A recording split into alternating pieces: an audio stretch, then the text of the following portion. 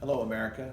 My name is Mark Green. The title of this video is Does Hillary Clinton have a policy of rape?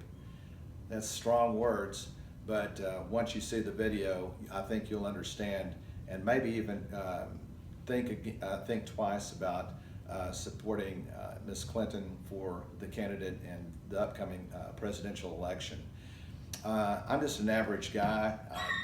I'm not representing any particular political party or belief system, but I'm just trying to find the truth and determine for myself what is the truth concerning this challenging election between two obviously polarized candidates.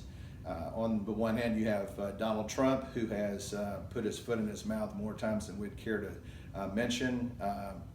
And then on the other hand, you have Ms. Clinton, who has been deceptive and has been involved in a number of different things over the course of her long political career that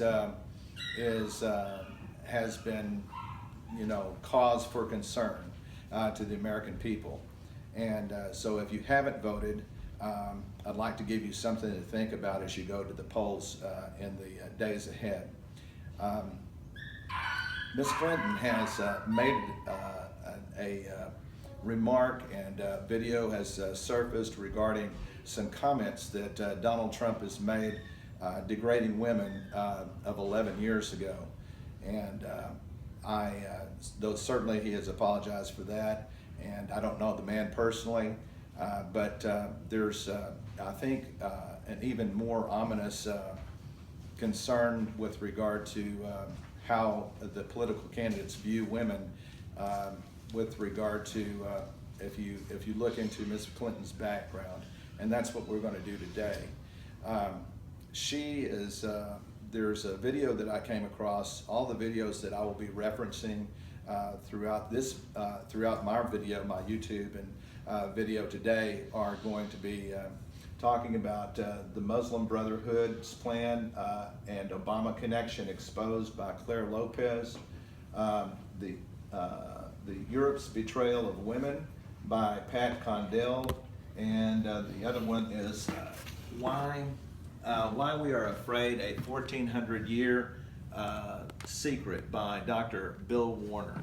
And each one of these are videos, probably altogether maybe as much as 2 hours of your time, but I encourage you to go through and look at each one. I want to direct your attention to all of these are free and available through YouTube. Collectively together, they probably run less than 2 hours. But the one video is the Muslim Brotherhood's plan and Obama connection exposed. That's the title of it, by Claire Lopez. And I believe she may have a YouTube channel. The other one is the Europe's Betrayal of Women by Pat Condell.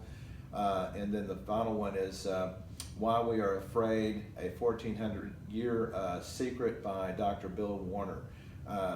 If you've done much surfing on the web, you've probably come across, and you're concerned about the Islamic threat to America and other Western nations, you're probably familiar with these videos.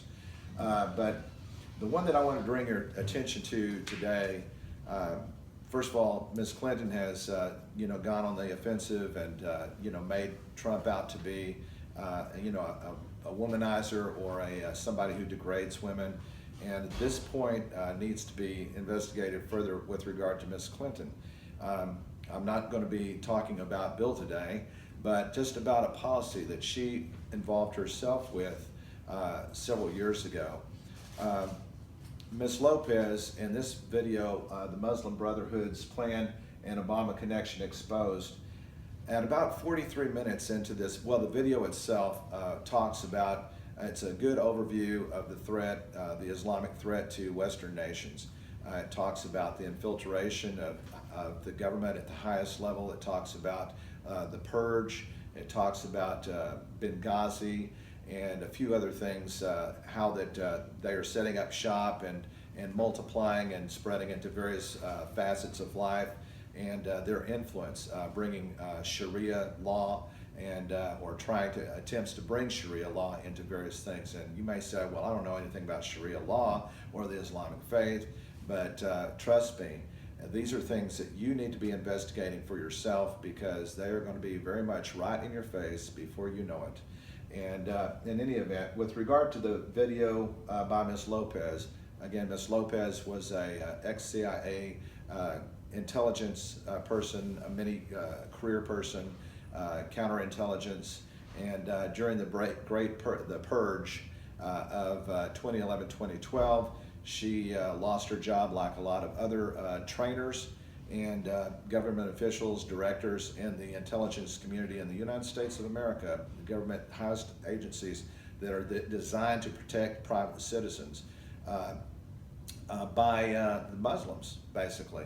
Islamists who took control of that, and they applied political correctness to all of the training materials, and then they brought in other people to basically train the investigators so that when they investigate crimes that involve Muslims, that they can basically whitewash it or put the blame on something else or someone else. In any event, that's another story for another day. The point that I wanted to make is about 43 minutes, and I say 43 minutes, there's about 10 minutes that specifically I want to bring your attention to regarding Ms. Clinton and this particular video. At about 43 minutes, they're just wrapping up a discussion. Ms. Lopez is discussing, talking about the Islamic threat to the Australian government officials, and she's just wrapping up conversation about Benghazi. And at 43 minutes in, she's discussing how that slander is viewed in what the difference between how it's viewed in the Western judicial system and the Islamic State judicial system. Slander in the Western judicial system is you don't, if somebody's claims slander and tries to go through the legal process, you've got to have just cause. You have to show how your property or how you personally have been damaged by the comments that may have been made. Not so, and various other things. There's other criteria as well. But that's not the case in the Islamic State or Muslim culture, legal system. And within that system, slander is anything that is offensive to a Muslim. Think about that. That could include the truth about their activities. So, think about, singing the national anthem, the Pledge of Allegiance, in a public school system by children. Anything and everything that could be considered offensive to a Muslim. And you can think in your back of your head of where the things might be going down the road if this is not dealt with and stopped at an appropriate level. She goes on to talk about the aftermath of Benghazi, and the Benghazi provided the government with two objectives. The OIC, which is a 57-member Islamic State bloc of influence. They have a lot of money. They also are representing Muslim beliefs and values, and within the United Nations, and they have a lot of a lot of power within that, and a lot of influence. And anyway, one of their leaders, they had all of those 57 members within that OIC bloc all have on their websites the number one goal, or at least at this time, 2011, 2012, the number one goal was to basically criminalize free speech that criticizes Islam or criticizes Muhammad, the Prophet Muhammad, or possibly other facets or the Quran. And so, so they're wanting to impose that, their Islamic State beliefs, their Muslim beliefs, upon non-Muslim nations, okay? So she is working, Hillary Clinton, then Secretary of State Hillary Clinton, is working with a leader from the Islamic State bloc, with the OIC. And what is called and referred to as the Istanbul process. And this is to, and listen to this very carefully, this is to introduce an element of Sharia law into Western jurisprudence and the legal systems within Western governments, Western civilization, specifically in Ms. Clinton's case, in the U.S. Western nation, United States of America, where we have freedom of speech, oddly enough. And they don't like freedom of speech. And so the question comes up, why, and I want you to think about this, why would these governments be so concerned about that? Why would they want to impose their beliefs and value systems, particularly to criminalize being, put somebody in jail, maybe even capital punishment? Why would they want to criminalize free speech with regard to criticizing Islam? Well, if you think about it in reference to what is now going on in Europe, you get a pretty good idea of what that's all about. What they are asking for is impunity from criminal acts past, present, and future for any Muslim that wants to do anything. And in fact, what you see over in Europe today, unfortunately, is that you see Europe is a few years down the road from where the United States is today. And it's always been sort of a trendsetter for what's going to come down the road, down the pike a few years for the United States. But we're a bigger country than many European nations such as Germany and Britain, so it's going to take a little bit longer for those same things to affect us in the same way they are over in Europe. But it will come through the Islamization process. But in any event, what you see over in Europe today are rapes of women, gangbang rapes, rapes of children, abductions, and the media. The real tragedy is that women are victimized, women and children are victimized not only once by the rape itself, but also a second time by virtue of the fact that they do not have due process through the court system. The hands are tied of the law enforcement officials because of political correctness. They can't effectively tackle the issue because you have all of these large amount of Muslim immigrants coming into their countries. In Germany, over 1 million. And it's very clear that it is among the people that have been victimized, that is Muslim men from North Africa, from other parts of the Middle East, that are causing the problem in large numbers. So this is going on. The media is turning a blind eye to it, or they're putting a spin on it. Maybe it's not even reporting it for 2 or 3 days after the fact.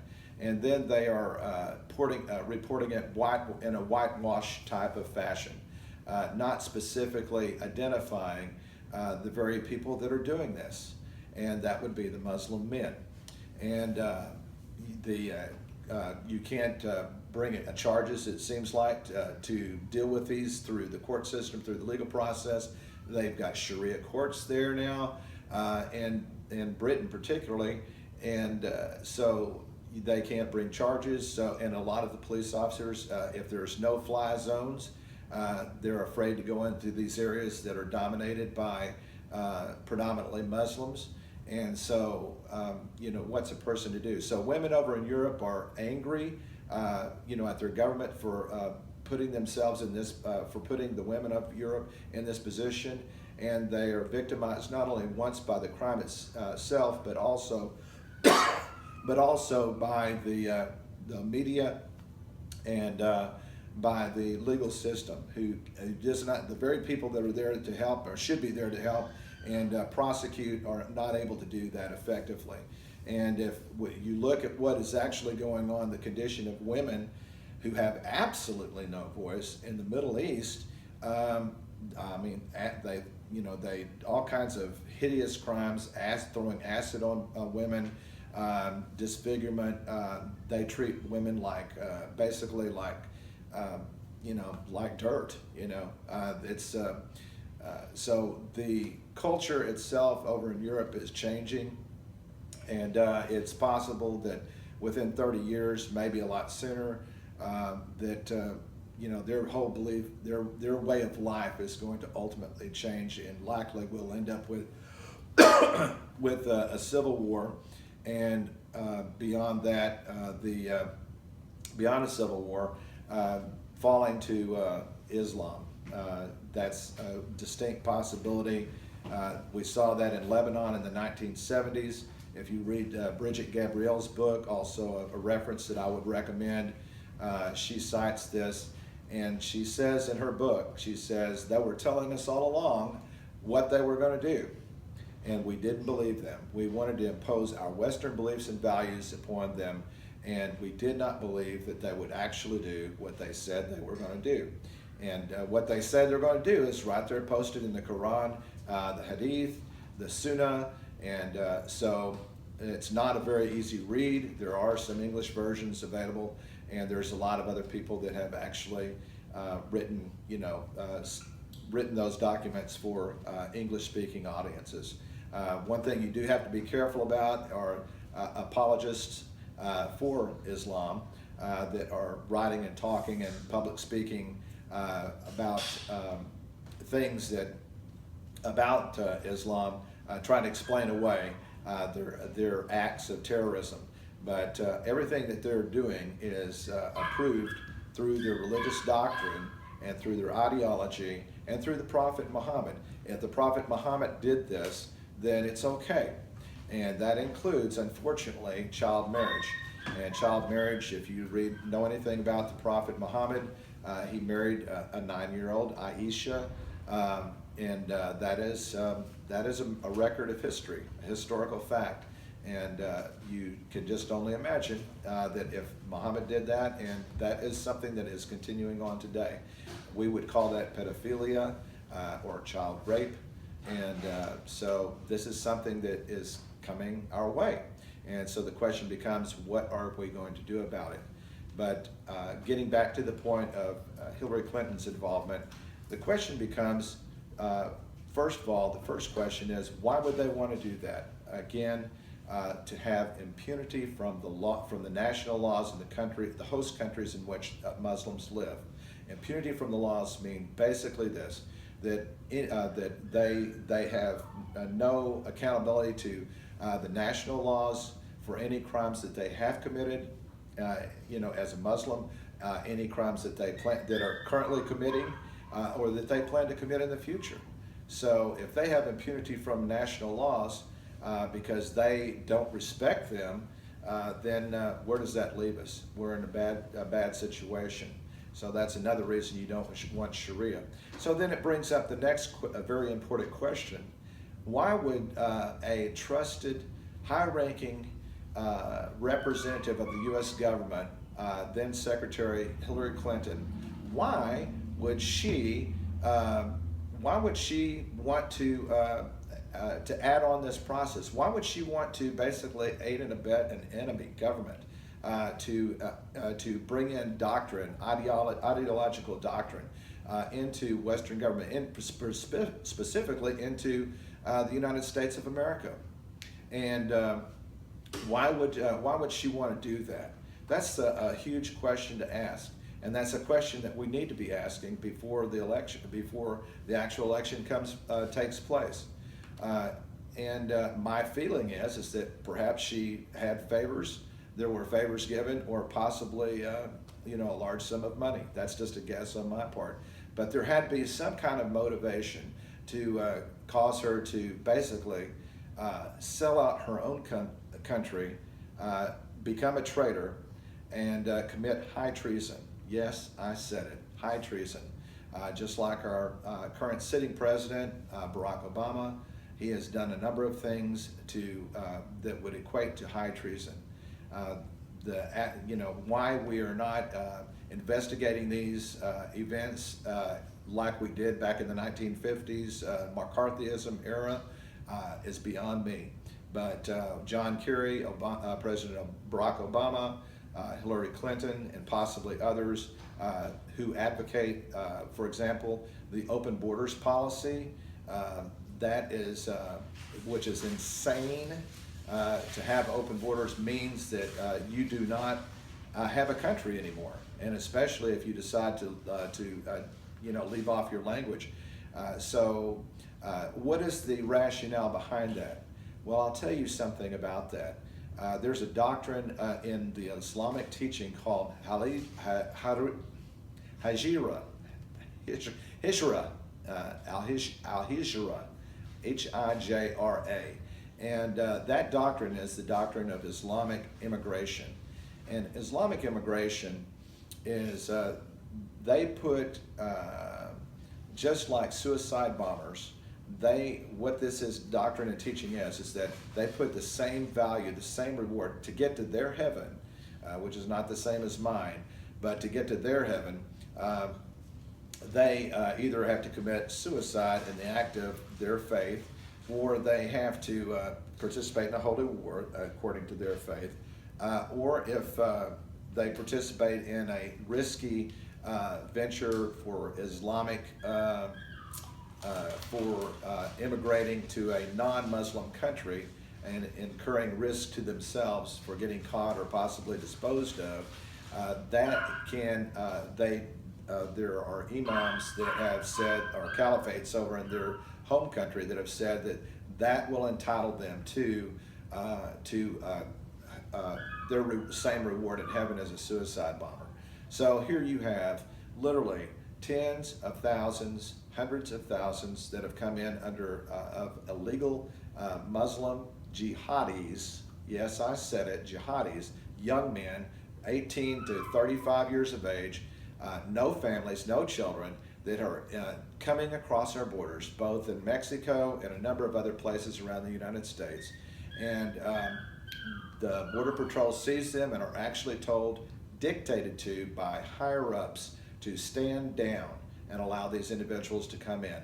And they go to one or two checkpoints to process through into the United States, and then they're disappeared. No one, and I mean no one, tracks them. They don't know where they go. They are not in any way, shape, or form properly vetted, despite what President Barack Obama has said repeatedly. People that are high up, that are on the inside, of Washington, said that there is no way in the world that we can properly vet them because we don't know where they come from the areas that they actually originate. But we do know one thing, that they are Muslim, and that they believe in Islam, and they are coming from countries that we have had conflicts with because of that ideology, and that they are coming to us in waves of huge numbers of people. So the question becomes, why is the United States government participating in this? Why are they doing that? Why are they having open borders? Well, a part of that is this globalist ideology.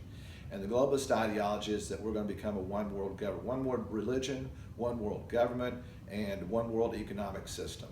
Well, you can kind of see the handwriting on the wall that we may be moving in that direction. But another thing to think about with that is that with regard to the video that I was telling you a minute ago about, that Secretary Hillary Clinton, if she gets into office, she's going to do, what is she going to do? She's going to continue allowing these Muslim immigrants to come into the country. The one central job that our country, that our federal central government has, one job, I mean, their hands are in, tentacles are into everything nowadays, but the one job that they are disposed to do, told to do, is to protect the private citizens, national security, to protect the private citizens of the country in which we live. And the fact that they have left our borders open to jihadis, and they have done the other things, such as what then Secretary of State Hillary Clinton has participated in by introducing or allowing to be introduced into the United States, the element of the Sharia law element. That is, to me, high treason. Another thing to consider is that John Kerry, Obama, President Barack Obama, and Secretary Hillary, then Secretary of State Hillary Clinton, last fall or rather those two individuals, last fall they gave $150 billion to Saudi Arabia, Iran, for the Sweetheart nuclear weapons deal. And of course, they have reneged on that. They have been liars, deceptive. And it's interesting that deception is an actual tactic of Islam. Islam is not. Islam is a political, militaristic entity that is disguised as a religion. Okay, if you think about what their agenda is, the Emerson video, Steve Emerson video, the Grand Jihad in America, is very enlightening on this issue. And there's a number of other resources that we'll show you at the end of this particular video. But I did want to bring up that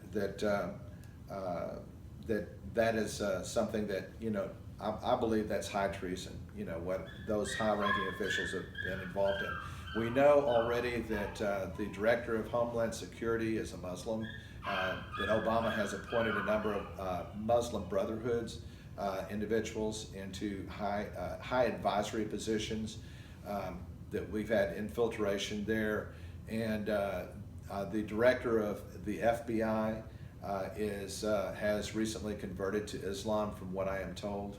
And so and that's just in the government alone. There's other things that are going on in the government too. But these things that are happening, and then there's things not only in government, but also in the legal system, the education system, some businesses, a lot of businesses are now and banking systems are trying to become Sharia compliant. Well, you stop and think about, well, Sharia compliant, it has to do with business, it has to do with banking systems. How does that have to do with me? Well, there's a tax that is divided up once it's Sharia compliant business, that it's called the JIZA, and it is divided up, and a portion of that tax will actually go to the support of Hamas, Hezbollah, terrorist organizations. In other words, we're going to pay tax money, basically, or Western Europe is going to pay tax money anywhere where Sharia is, to pay for the terrorists that are killing us. Okay, you get that? You understand me? You read me? Okay, and so and before long, you're going to have politicians that are going to say things that are, such as no-fly zones. We have a number of enclaves that in Western Europe. Britain has several. Germany has several, which I call strongholds. The first thing is Claire Lopez brings out, you have a mosque that comes into the area, and then you have a Muslim community where Muslims aren't, and then you have Muslims that come in and they buy up properties in the area, and then they start petitioning for they are not wanting to become American citizens. They know all about democracy. They do not want to participate in the democratic process. They are not here to assimilate. And that's a red flag right there. People that we normally come to immigrate into America, we think of as somebody that wants to share the American belief system, American values, the American way of life. Well, that is not the case with Islam and Muslims. They are here to take us over. That's in their teaching, the religious teaching. They are taught that from very early on in life, and death to the Christians and Jews. And you hear that all over, Allah Akbar. And these things, are something that comes up. A few other things to talk about. So we talked about women in Europe, and so if Hillary Clinton is advocating as a Secretary of State a few years ago, if she advocated, introducing, an element of Sharia law into our judicial system, which now makes it very difficult, even in the United States, even if we are not criminalizing it yet, I suspect it will come, that it is something that is already becoming a difficult thing for even conservative people to say, you're wrong. you're wrong about this and you're wrong about that. We can't say it or say it without the possibility of being called into court and sued, okay? Their word against mine, under the guise of racism, under the guise of political correctness. And so we're going in the direction of where Europe already is. So the question you need to ask yourself, do we want to go there, okay, before you go vote, okay?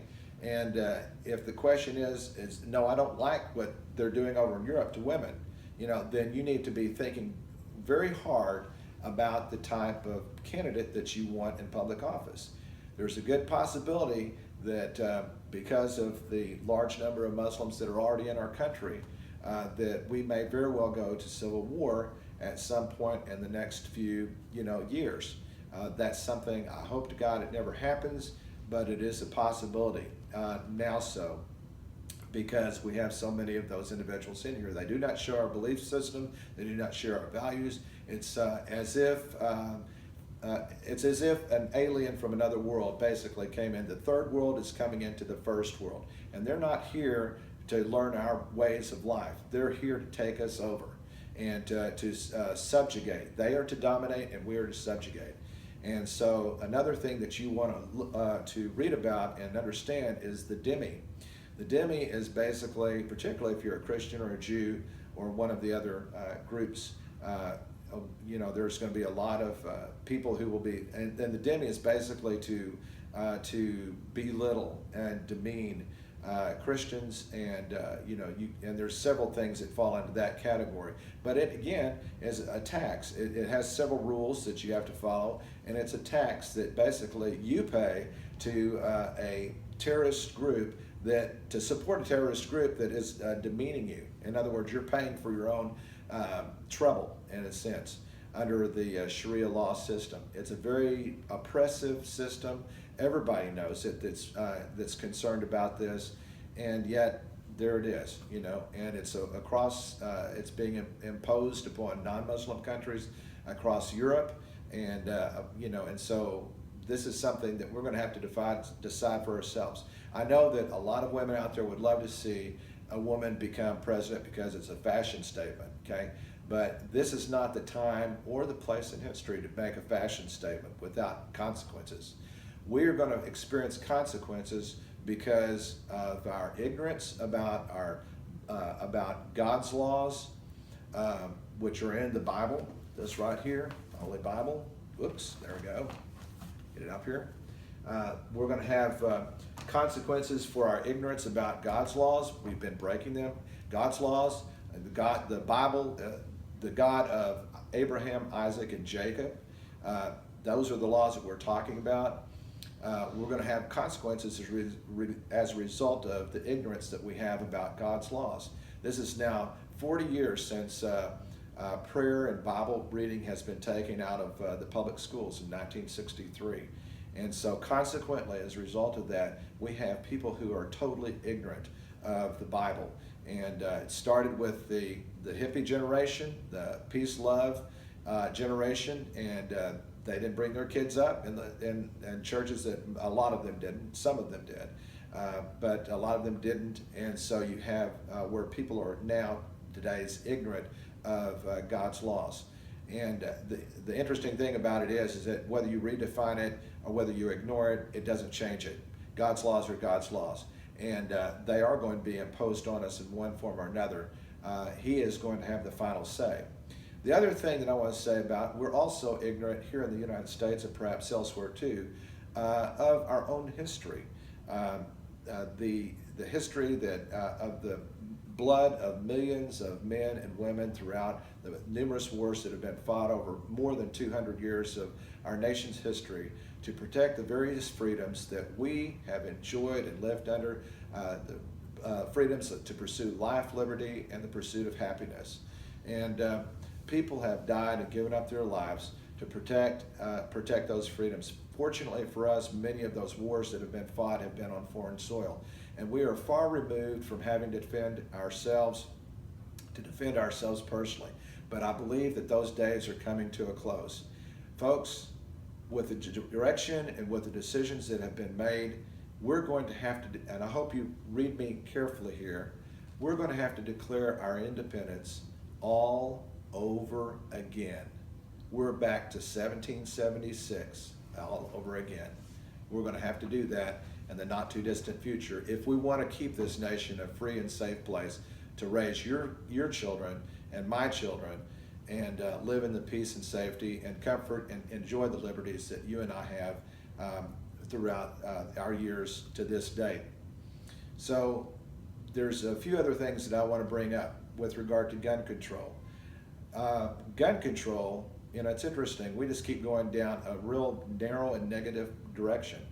We're in danger here in the United States, and I say danger. We are very close to falling to socialism, communism, and Islamofascism. Socialism is the vehicle, the car, if you will, that gets us to communism. People are not going to give up their stuff, their private property, their homes, their bank accounts freely. And so then the next item on the agenda is communism, which means the government comes in, you vote in socialism, and we have one candidate that's right now, Hillary Clinton, who doesn't call herself a socialist, but she is very much so. She believes in the redistribution of wealth, the social justice. These are ideas that come directly out of Karl Marx's Communist Manifesto. And the media has been providing a disinformation campaign, which is to keep us ignorant and in the dark, which is biased media for a number of years. You cannot depend or trust what is to be the truth about Israel, who has one of the most moral armies of any nation in the world. And you can't trust the media to say anything truthful with regard to that. And the more that we embrace the Arab nations, the more that we embrace Islam in our country, or Islamization, the less that we are going to be a friend of Israel. Well, why is that important to us? Israel has a place in the Bible. And if you look in the very beginning of the Bible, in Genesis, it talks about, there's a scripture in there that says that I will, and God is speaking, it says, I will bless, this is a covenant between Israel and God. I will bless those nations that bless thee, and I will curse those nations that curse thee. And so we have been historically, even since Truman helped to declare and acknowledge Israel as a nation in 1948, we have been a friend of Israel, and we will. I hope that we will continue to be a friend. But this Iran sweetheart nuclear deal that happened back in September of 2015 is a very clear indicator that lots of Israelis are going to possibly die as a result of that. And the irony of it is that what you do to Israel is likely to come back to you. And we have people over there that, because of that, all of that money that was given, that will help to develop the nuclear program over there, and it is likely that what's actually happening is that President Obama has done a number of things over his 2 terms in office that are basically designed to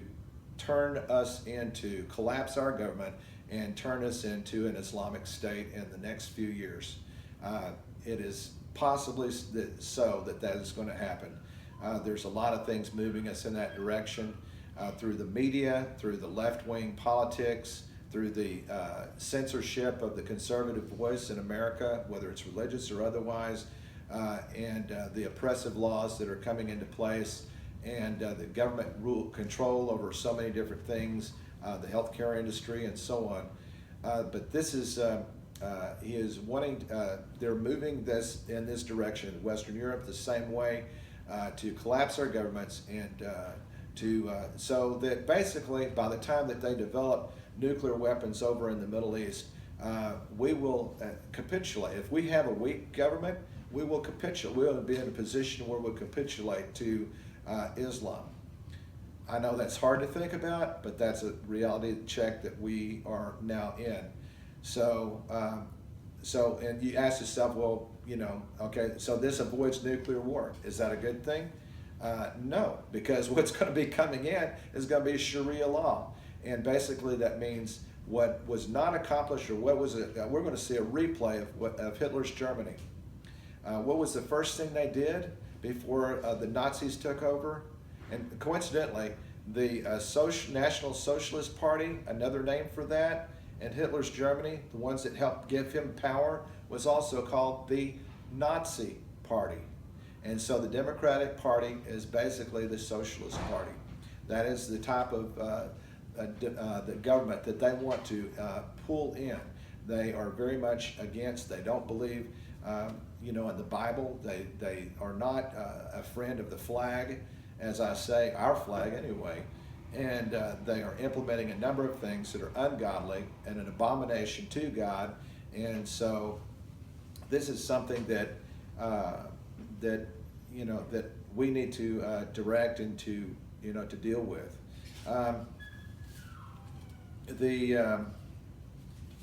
One other thing, the gun control issue, I wanted to hit on that. Gun control, one of the reasons our founding fathers, and they founded this country on biblical principles and Judeo-Christian values. You're going to believe, whether you pick up a Quran, or whether you pick up the Holy Bible, or whether you pick up Karl Marx's Communist Manifesto, every one of these books are based upon a belief and value system. And it is this one happens to be on a Judeo-Christian value system, a biblical system, where fairness and let's see, what is I want to say? Fairness is one of the key implements of this particular book. Whereas if you pick up the Quran, deception, murder, thievery, whatever basically the Prophet Muhammad did is okay. And it's a male-dominated culture. I'm talking with regard to Islam, Muslims. So you have, they go by their God, which is Allah. They believe that the only way that they can get to their heaven is to die for their faith. And in the case of the Bible, Jesus died on the cross for us so that we wouldn't have to die. He took our place.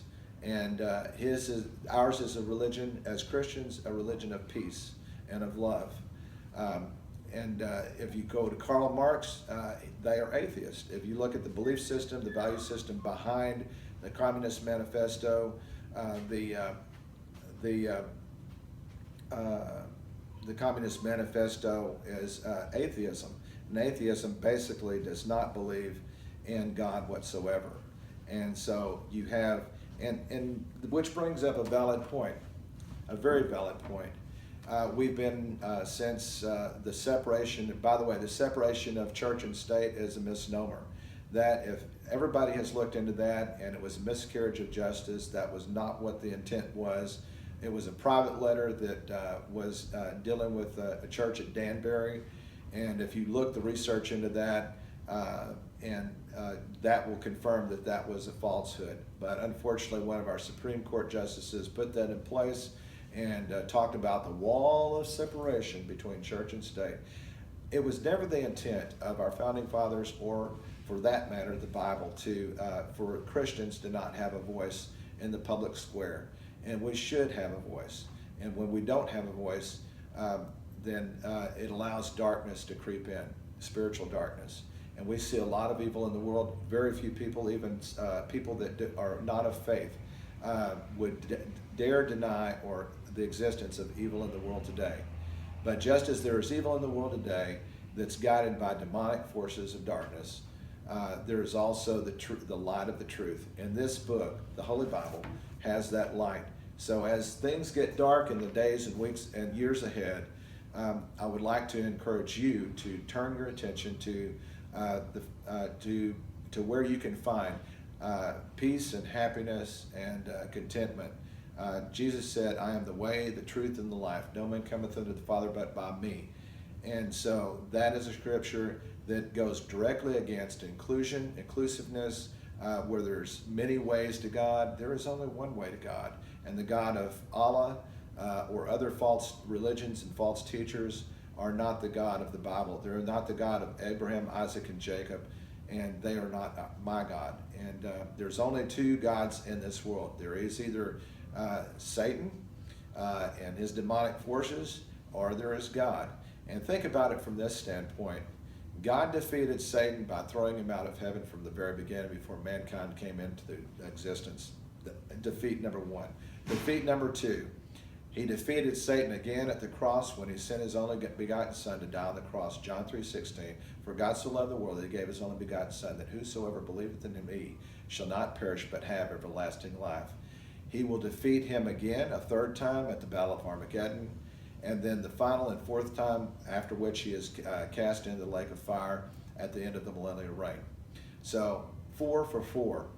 Those religions, false religions of the world that are that will lead to murder and to enslavement of people that are basing that upon a religious teaching, such as in the case of Islam. That is, that is something that that is false. And but getting back to the issue of gun control, we saw at the very beginning of Hitler's Germany, the private citizens. What is the first thing that they did? The first thing that they did is that the government rounded up all of the weapons from the private citizens. In this country, we have a strong Second Amendment. We have the NRA, and we have a strong Second Amendment right. Not everybody wants to carry a weapon, and that's their choice. That's fine if they don't want to. And it's unfortunate that in a few cases, weapons get into the hands of the wrong people, or sometimes children get a hold of weapons or mentally ill people get a hold of weapons that they shouldn't be involved in. This is a tragedy, and this is a way of life. It is not a reason for getting rid of weapons in the hands of responsible private citizens. But the Second Amendment was one of the checks and balances that was put into our governmental system from the very beginning and founding of our country. And it was basically there to keep government in check. Our founding fathers were very fearful of a large central government. And they were wanting to champion the rights of we the people. That's the states' rights. And the gun control issue, while our friends are, I feel like, two-faced, they're citing the situation here and there that it's because of the AR-15 or it's because of this assault rifle and that thing. And so you look again, what's going on in Europe? In Europe, they have gun control too. They have taken the weapons out of the hands of private citizens. But let's go back to Hitler's Germany for just a minute. In Hitler's Germany, they took the weapons right before he did what he did out of the hands of private citizens. Ask yourself, how many millions of lives, not only in Germany, but in other countries too, might have been saved had the private citizens of that country been able to keep their weapons, and perhaps they would have taken Hitler out before he would have been a menace to the rest of the world or even to their own nation. Think about that, okay? If we are to go to civil war at some point in the future, the best way to protect our private citizens and to protect our country is not for depending upon our military and our law enforcement, who may, depending upon who's in power in our government, may be turned against the private citizens of this country. Barack Obama has included evangelicals along with Al-Qaeda and Hezbollah as a group that we need to watch. And so if he is targeting private citizens who are law-abiding and decent and practice their faith that does not conflict with the government, then that is setting us on a road to a conflict down the road. Also, too, we have a large population of Muslims in this country. It is no secret that in other Germany and I think also in Britain and other places over in France, where mosques and residences nearby mosques have been discovered by law enforcement over there to have a large cache of weapons, high-grade military war for war purposes, weapons, anti-tank missiles, and RPGs, rocket-propelled grenades, AK-47s in large quantities, and these are housed in and around mosque areas. And so how many mosques are there now in the United States? You do the math, okay? But one thing that Barack Obama, our Muslim president, has put into place is he has made those, in our country, he has made those off limits to investigation. And he has given our law enforcement a bunch of political correctness and gibberish that makes it very difficult to investigate crime that is committed by Muslims on non-Muslims, or even Muslims on Muslims, and without calling it a problem, being a Muslim being a problem. And this business of political correctness, in the third debate with Hillary Clinton, Donald Trump called her out on this issue. He said, you can't even say radical Muslim or radical terrorist. And there is a problem with that. The government has tied their own hands, our government has tied their own hands with the ability to call a spade a spade. And so if we cannot do that in our own government, how are we going to send young men and women out to fight wars or to become law enforcement individuals with weapons to defend our freedom at home and abroad? How are we going to do that if we can't even call it what it is? So we need to work on that. We need to challenge that. We need to go vote. We need to get active in our grassroots efforts to turn the tide and see what we can do about changing America in a direction that it needs to go. Probably over 70% or more of the population of the United States, the adult voting population, believes that we're not going in the right direction as a country. And there's a lot of reasons for that. And one of the big reasons, I believe, is that we have taken God out of just about every facet of society. And as we've taken God out of every facet of society, we've taken the Ten Commandments out of the school, we've taken the Ten Commandments out of the courtroom, we don't teach our children the Bible anymore. And as we move further and further away from that, so we move further and further away from our freedoms, the very freedoms that are there in our Constitution, the First Amendment, the freedom of religion. It may interest you to know that our very sitting president, Barack Obama, had something to do with the burning of Bibles, not this Bible, but Bibles that were sent over to the Middle East, I believe to the soldiers over the Middle East. That used to be a time-honored tradition. And he put out an edict or a memorandum saying that to handle for military personnel to handle the Quran like a delicate piece of art, with gloves by the corner, and to handle it in a way that shows respect to that book, as opposed to burning Bibles, which is the very thing that our country, our Western civilization was based upon, the biblical teachings, biblical principles, and Judeo-Christian values. And so 8 years ago, America voted into office and then re-elected a second term an enemy of America and democracy, the Constitution, Christianity, to the highest office in the land. We gave him the keys to the store, we gave him the purse, and then he's just been a holy terror ever since.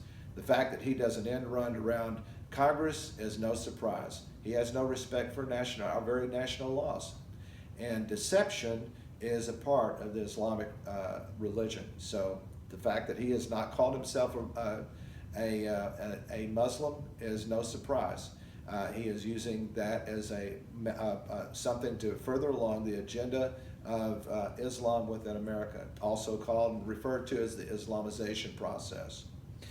Getting back to the issue of gun control, so that Hitler takes in the late 1930s in Germany, Hitler takes all the weapons away from private citizens. And so then he's able to do whatever he wants to do without any fear of from the public whatsoever. Then he goes in and he basically imposes censorship. Censorship in by burning libraries and anything that opposes his point of view. Now, just a few days ago, October 1st, guess what we did?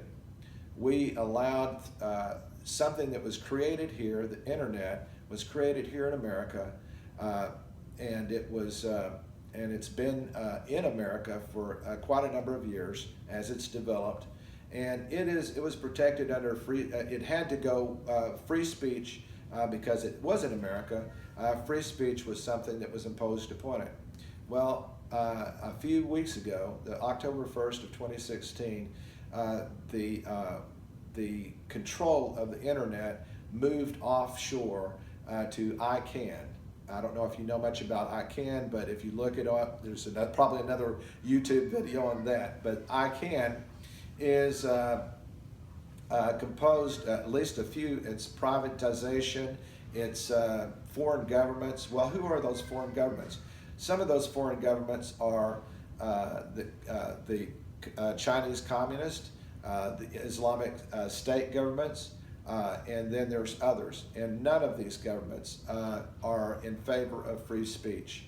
And so what you can anticipate seeing in the not too distant future is you can see the curtail of free speech and free expression and alternative news, the one we rely on because we don't like the established biased news report, broadcast news report, that the alternative sources of news and information around the world through the internet may very well be compromised at some point in the future. So you being able to say something or you being able to get information, reliable information about what's really going on in the world may be compromised in the not too distant future. So we've had a lot of bad things that have happened under this current sitting president. And what Hillary Clinton promises to do is that she promises to be a continuation of what already has been. And so you have to ask yourself, do you really want, at least 4 more years, possibly more, of Barack Obama? That's something you need to think about. But with regard to the gun control issue, getting back into that issue, when we take away the rights of people to own guns, we open ourselves up to tyranny and dictatorships and a number of things that are going to be very unpleasant for us. And so that's something that we ought to be, we just have that history with regard to Adolf Hitler. We know what he's done in the past. We know already what is possibly going to be going on in the future. And not only did he burn libraries and opposing views that were written in books, such as classic works of art, or classic books, I should say, including the Bible. Why the Bible? Because it tells the truth. And the book of John says, you shall know the truth, and the truth shall set you free. They don't want people that are free. They want people that can be controlled by the government. The government becomes the savior and the redeemer. And so, anyway, the control issue, they don't want people who can critically think. They want people to train up people that basically will do what the government tells them to do, however evil or however bad or however that might be bad for you, but they want you to basically comply with their viewpoint. So you ask the question, what happens when either communism or Islamofascism comes into America a few years down the road, if it happens, especially where the Christians are here, but anybody's here. The politicians that help to bring it about, their heads are going to be the first to go. Why, you might ask? The people who have befriended Islam, the people who have been a traitor and a treasonous traitor to our country, why are they going to have their heads go first? Because the incoming government that we don't want, that does away with democracy, do you think for a minute, after they have after their usefulness has been done with, and they're no longer a use to the foreign power that overtakes this government, that overtakes our country, they're not going to want to keep them around. Why? Because they might turn on them. So the very first people that are likely to have their heads removed are going to be the politicians that befriended them and helped to bring about the fall of the government that exists today. And so, I pray that certainly doesn't happen. And then just a few things that I wanted to say with regard to that is that there will be other people, Christians, Jews, of course, that will lose their lives, homosexuals that will lose their lives, anybody with a college degree will lose their lives, anybody that's over 50, because anybody that's a part of the past and a part of the established way of thinking and that has a knowledge of the way that things really are that should be, they don't need to be there. Okay, they're not going to be a part of the new ethos as it comes in.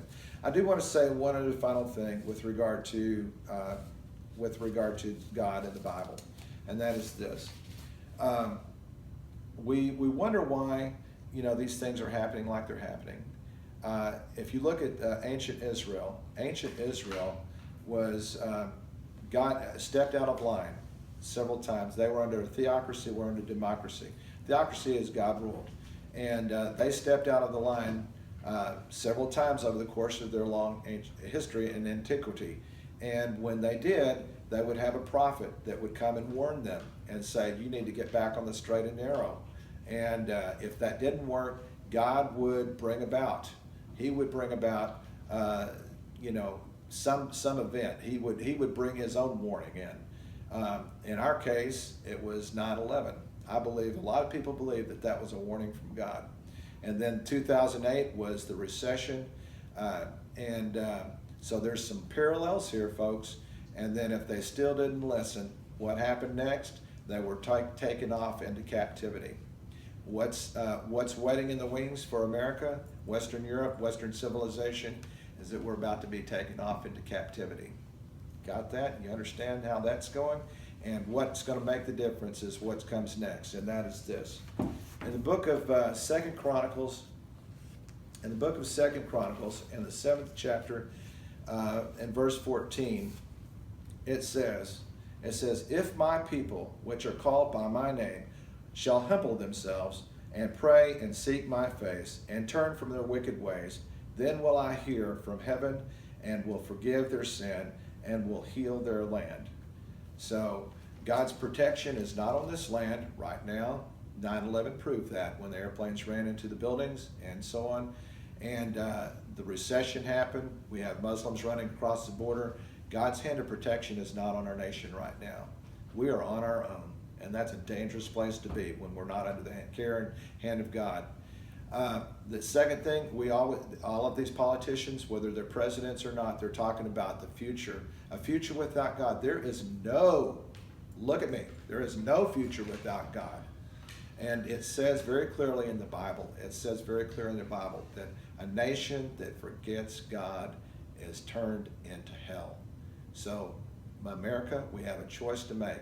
Are we going to choose candidates that represent the forces of darkness? Or are we going to choose candidates that are more in line with the forces of light and goodness in God? Think about that. So that's what I want to leave you with. Jesus is the answer.